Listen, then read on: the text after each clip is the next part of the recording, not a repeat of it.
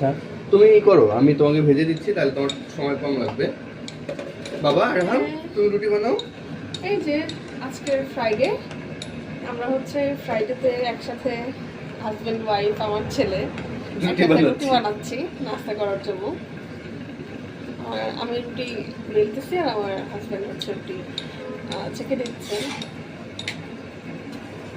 এই তো সে আমাকে সবসময় এভাবে কাজে হেল্প করে।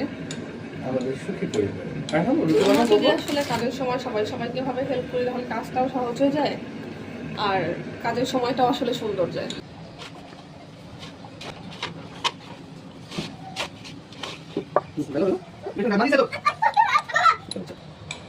আরহাম, তুমি কি করো? কি করো? রুটি বানাও।